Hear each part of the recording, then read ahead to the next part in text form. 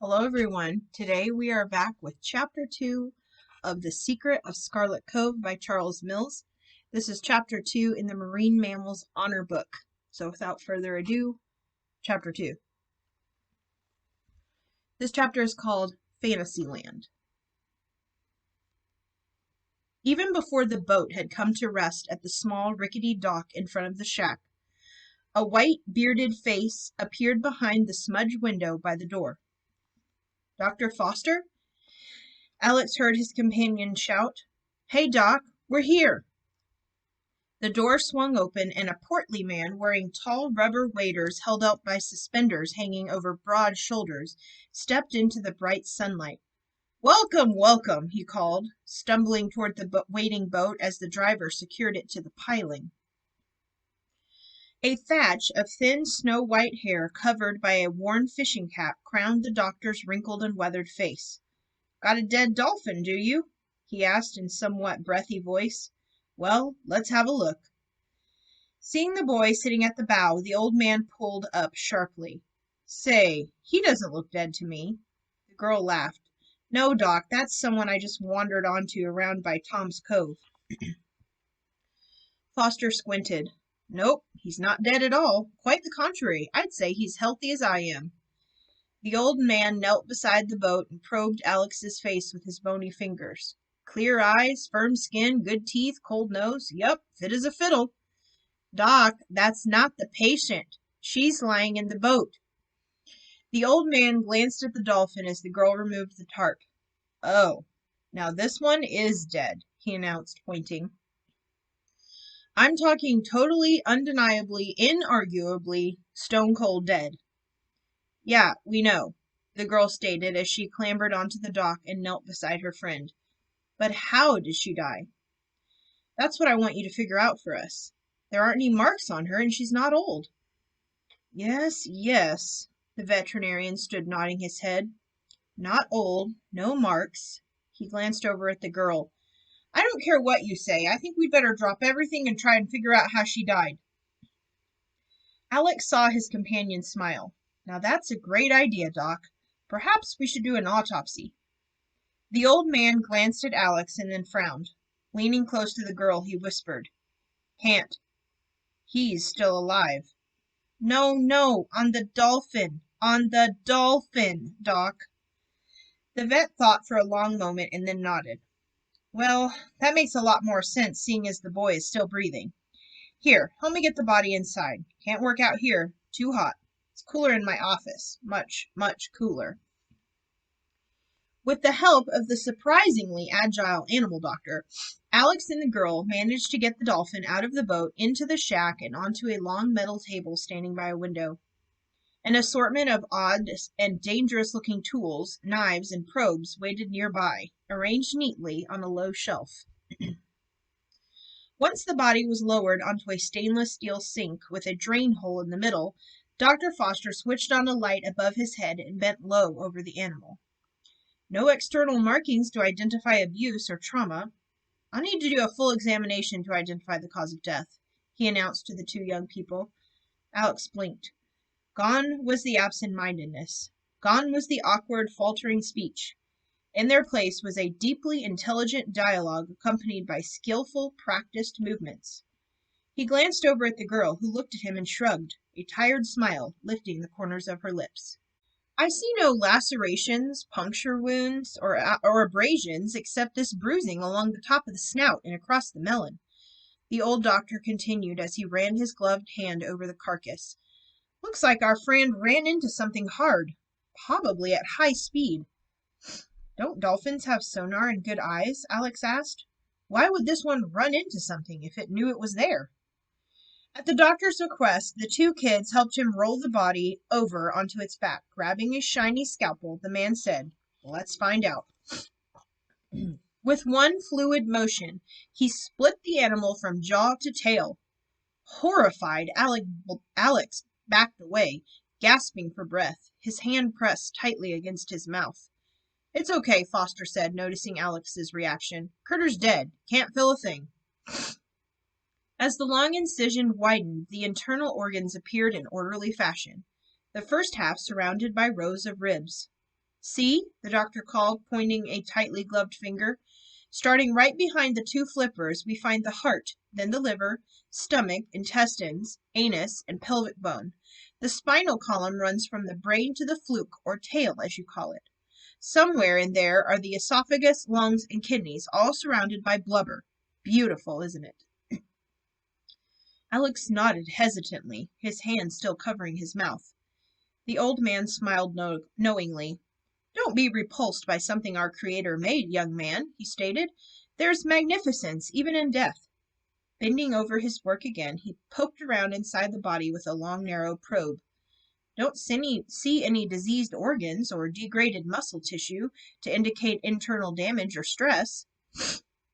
As the doctor's instruments explored the cavity beneath the ribs, it brushed against an organ lying close to the backbone. Wait a minute, the children heard him mumble. I may have found something. Grabbing his scalpel, he pushed it past the heart and liver. As the sharp instrument sliced through a layer of tissue, fluid seeped out and began flooding the cavity. What's that? The girl asked. What did you cut? Dr. Foster straightened and stared out the window. Odd, he said. What? Alex asked. The man pointed at the creature lying on the table. Her lungs are filled with water. Turning to the girl, he said softly, This dolphin drowned. Drowned? She gasped. How is that even possible? Even though they breathe air like we do, dolphins live their entire lives in water. They can dive down more than 100,000 feet and swim for thousands of miles. They even sleep in water. How could she have drowned? I don't know, the doctor said with a shake of his head. But with the evidence I see right here in front of me, I put cause of death as drowning. Turning to Alex, he said, Oh, hello. When did you get here? Did you come for dinner? I haven't prepared anything, but we can have pudding, I guess. Do you like pudding? Who do you say you are? I'm Alex, the boy stated, unsure of how to respond. I came with the dolphin. What dolphin? Alex felt a tug at his shirt tail. Thanks, Doc, the girl said as she pulled Alex gently toward the door. We really appreciate your help, but we have to be going now. We can't stay for dinner. It was very kind of you to ask. Back out on the dock, Alex turned to his companion. What's going on? Why did the doctor change like that? He just does, the girl stated as she untied her boat and hopped inside. Sometimes he's normal and sometimes he's not. He just gets a little confused.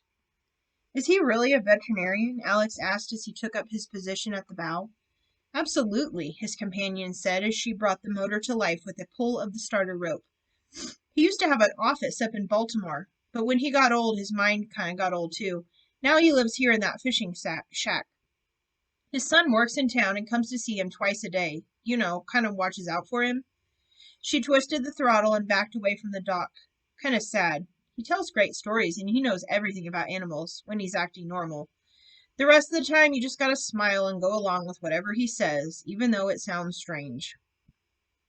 Alex watched the girl swivel the motor around and point the bow toward the open water. Doc Foster is my friend, she said. With a roar, the little fishing boat swept out into the channel, chasing the afternoon sun. Alex sat for a moment, savoring the delicious feeling of floating as they skimmed over the ripples. All at once, he glanced back toward the driver. Hey, I don't even know your name. What? Your name, he shouted, trying to be heard above the engine and the wind. What's your name? Dusty, the girl called back. Alex nodded. Dusty? Okay, well, nice to meet you. The girl shrugged. Sorry about the dolphin. What? The dolphin! I'm sorry it died. Dusty didn't respond. She just turned and looked out over the water, guiding the speedboat across Tom's Cove, cap pulled low over her forehead. Alex noticed that another boat, bigger, sleeker, and more powerful, was coming up fast in their wake. Just before it reached them, it swung to the left and pulled alongside, slowing down to match the speed of their little vessel. At the helm was a man around 35 years old, slender, with brown hair, wearing a dark blue jumpsuit. Dusty glanced up at him and then looked away as if she didn't like what she saw. The man laughed and edged his boat closer, sending stinging sprays over their bow. Calmly, Dusty twisted the throttle, allowing her boat to slow and finally come to a stop. The man did the same until both vessels sat bobbing in the middle of the broad cove. "Leave me alone," the girl called. The driver of the larger boat frowned. "What were you doing at Doc Foster's?" he asked. "None of your business." "That's where you're wrong," the man responded, a touch of anger in his voice. "You had the Dolphin." "So?" "He belongs to me. He's mine." "She. It was a she." "Whatever. So, what did the old man say?" Dusty shrugged. "Why don't you ask him yourself?" "'Cause that quack is totally wacko. I can never get a sensible sentence out of him, so I'm asking you again. What did he say?" Dusty killed the motor of her little boat and sat unmoving. The man eased his throttle forward and steered his powerful craft around and around the little fishing vessel like a shark circling its prey. "First of all, that Dolphin didn't belong to you," the girl stated coldly. "She belonged in the wild with the rest of her family, not in some fancy underwater jail cell." "Hey, I take good care of my inventory," the man responded defensively. "She's not inventory. She's one of God's creatures." The man laughed again. "Now don't get all religious on me, young lady. God's creatures have a bad habit of dying in the wild, too. Or perhaps you didn't notice. If that dumb animal had stayed put where it belonged, it'd still be alive today." "I didn't let her out, if that's what you're saying." The man nodded. "I know. You may be a royal pain, but you're not a lawbreaker. If you were, you'd have a dear old dad on your case. I'm curious to know how that oversized goldfish died, same as you." "She drowned," Dusty said without emotion. "She just drowned." "Yeah, right," the man said, adjusting the throttle at his elbow and increasing the tilt and speed of his boat. "Dolphins don't drown. Even I know that." He turned the wheel, sending foamy spray into the air. "I'm watching you, young lady," he shouted above the roar of his powerful engine, "and I'll give you this friendly warning. Stay away from my operation. If you want to carry signs, hand out your crazy papers, or write letters to the editor of the town newspaper, be my guest. But if I catch you within 100 feet of my property, you'll be in more trouble than you can handle. Do you hear me?" Dusty didn't respond. With a glance in Alex's direction, the man swung the nose of his craft toward the island of Chincoteague and sped away, leaving the little fishing boat fighting to stay upright in its boiling wake. The two sat in silence for a long moment, listening to the diminishing sound of the speedboat as it skimmed over the surface of Tom's Cove. Alex glanced in Dusty's direction. "Nice guy," he said, releasing his grip on the bow. "Friend of yours?" Dusty turned and yanked on the starter rope, bringing the little motor to life. "He's a snake," she said, twisting the throttle and continuing across the placid waters. The next morning, Alex awoke with the dawn. Before getting out of bed, he spent a few minutes with his favorite devotional book, an illustrated volume filled with stories and insights about the animal kingdom. This particular day's reading told about fish and how Jesus had used one to teach his disciples an important lesson. As he read, he sensed a slightly fishy smell drifting inland from the ocean.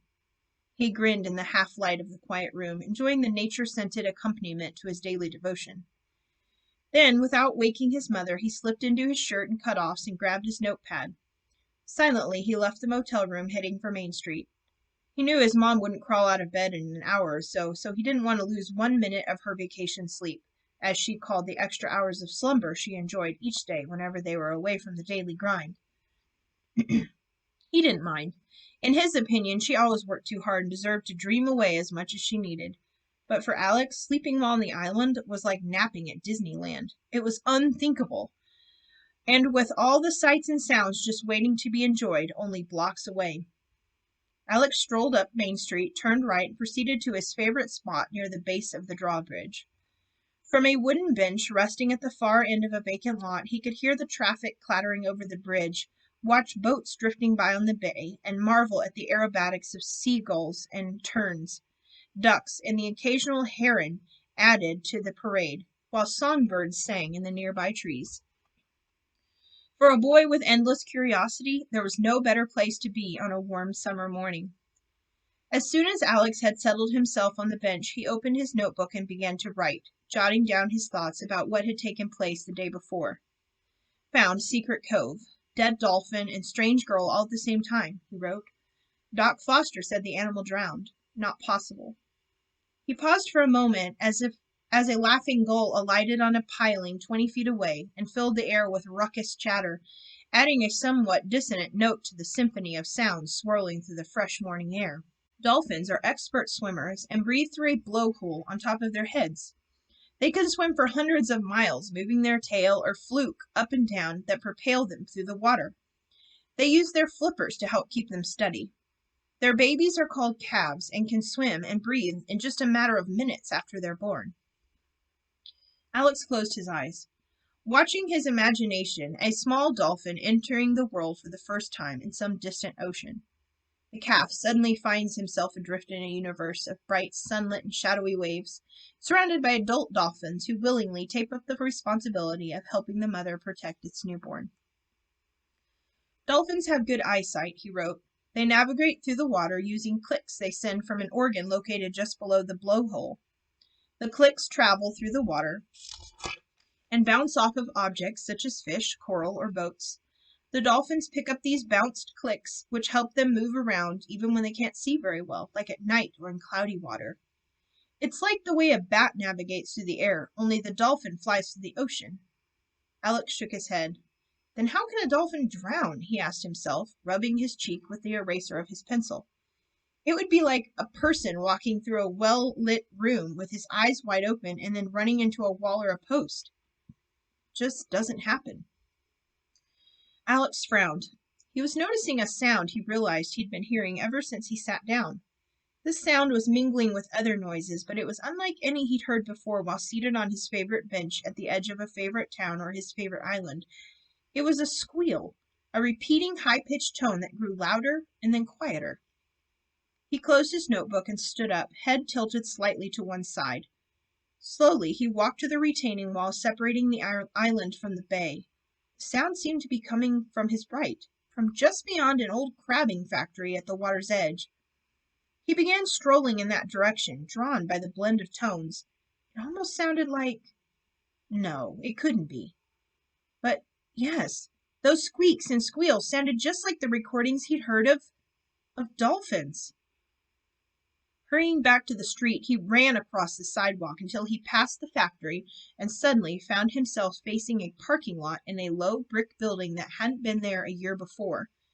Beyond the building, running all the way back to the bay, was a chain-link fence surrounding an area in which someone had installed what looked to be a very large swimming pool. Towering over the building was a wooden sign covered with a glowing, flashing letters that spelled out, "Welcome to Chilson's Fantasyland. Bring the whole family and swim with the dolphins." Alex gasped. Turning back to the fence, he began running along it, jumping around the bushes and weeds crowding its base. The squeals and squeaks grew louder and louder. Suddenly, 2 sleek dolphins rose from deep water of the huge pool, their shiny skin almost silver in the early morning light. They hung in the air for a moment and then dropped back into the water with a resounding splash. Several other dolphins moved slowly in the shallows at the far end of the expanse, nosing each other and adding a chorus of chirping and squeals. Alex stood transfixed, watching the tranquil scene, admiring the beauty of the animals and the clean surrounding in which they frolicked. They looked so peaceful, so inviting. "What are you doing here?" Alex jumped as a voice called from nearby. Spinning around, he saw Dusty sitting on a pile of discarded construction material by the retaining wall. "Oh, you scared me," he said, clutching his chest, trying to calm his racing heart. "Remember the man in the boat?" she asked. "That idiot from yesterday?" "Yes." "His name is Mr. Chilson. Mr. Brent Chilson. This is his place of business." Alex frowned. "Maybe you shouldn't be here." "I'm not on his land," Dusty said defiantly, pushing a cut timber with her foot. "This is city property. He can't chase me away." Alex walked over and sat down beside Dusty. "Why did you call him a snake?" "Are you blind?" she shouted, jumping to her feet and pointing at the fence. "What? It's only a tourist trap. There are tons of them on this island." "No, it's not a trap. It's a prison." "A what?" Dusty motioned for Alex to join her. "Look over there. Tell me what you see." Alex lifted his hands. I see a big swimming pool with a bunch of dolphins in it. What's so bad about that? Dusty threaded her fingers through the metal weave of the fence. Do you see a door or a gate or a passageway out of that pool? Huh? Do you see any way for those animals to return to the bay, to the ocean? Well, no. Then for those dolphins in there, it's a prison, plain and simple. Alex frowned. Is Chilson breaking any laws? Dusty stood silent for a long moment. No, but it's against the law of nature. What do you mean? Dusty turned and moved to the edge of the bay. In the wild, dolphins live in large groups called pods. They have families, and groups of families get together and travel the oceans for years, sometimes going great distances. Sometimes they just cruise up and down the coastline, up and down, diving deep into the ocean for hundreds of feet, staying underwater for up to half an hour at a time. Dolphins use the sea like birds use the air. They're constantly moving, going here and there, mile after mile, never coming ashore, never resting, never stopping. She turned to face Alex. Now you take an animal from that pod and you capture it in a net and then put it in a nice tiled swimming pool with a bunch of dolphins that are strangers. Then you feed them handfuls of something rotten and never fresh fish and force them to swim with human beings who might be sick or carrying infections. People who don't have a clue how to communicate with dolphins or how to treat them with respect. So let me ask you again, what do you see inside that fence? Alex pressed his nose against the links and stood unmoving, watching the sunlight shimmer off the rippling surface. Clicks and squeaks accompanied the silver bodies that moved through the clear, untainted water. I see a very beautiful prison. He heard Dusty sigh. That's right. That's exactly what it is. And it's just not fair for those innocent creatures. Alex turned. A dead dolphin. Did it live in here? No, but it was going to. Chilson had his goons out there with their capture nets the other day, cruising the coast trying to round up some more inventory for his Fantasyland pool. They brought 2 dolphins back with them and stuck them in a holding tank on the bay. The next day, one managed to escape. And no, I didn't let her out. Did Chilson's men kill her? In a way, I wish they had. Then maybe the Department of Agriculture's Animal and Plant Health Inspection Service would shut them down, which they do any time they discover mistreatment of wildlife. But even Chilson is not that careless. He takes real good care of his inventory, except for the fact that he kidnaps them from the ocean and tosses them into dolphin jail. No, he didn't kill her. Someone or something else did after she escaped. She was probably just trying to get back to her family. And what got her? What made her drown? The girl shook her head. I wish I knew. Alex glanced at his watch. Oh, hey, I gotta go back to the motel. My mom should be waking up now and wanting to eat breakfast with me. Why don't you come join us? We've got plenty. I think we're having pancakes, but I'm not sure. No, I ate an hour ago before I came here. Dusty pointed at a stack of papers on the ground near where she'd been sitting. I gotta pass out these on Main Street this morning. Nice and sunny, should be tons of tourists wandering around. Alex picked up one of the sheets. On it was a hand-drawn picture of a bottlenose dolphin leaping out of the blue sea. Keep them safe and free, the headline read. Stay away from Chilson's Fantasyland. He let out a low whistle. No wonder the man doesn't like you. Dusty grinned. He thinks I'm the devil himself. I even got an article printed in the local newspaper earlier this year. Got people all stirred up. Chilson went ballistic. He said he'd throw me in jail. Of course, I have as much right to protest what he does as he has to do it. It's America, after all. Alex nodded. So what are you going to do now? Can you shut him down? Probably not, Dusty said, gathering up her papers. All I can do is put into people words what those beautiful creatures in there are trying to tell us. You listen long enough to their squeals and chirps, you can learn to translate pretty well. Try it sometime. With that, she turned and walked toward the street, leaving Alex alone with the cry of the distant gulls and the constant chorus of the high-pitched calls echoing from inside Chilson's Fantasyland. And that's the end of Chapter 2. Come back tomorrow for Chapter 3. Thanks for listening.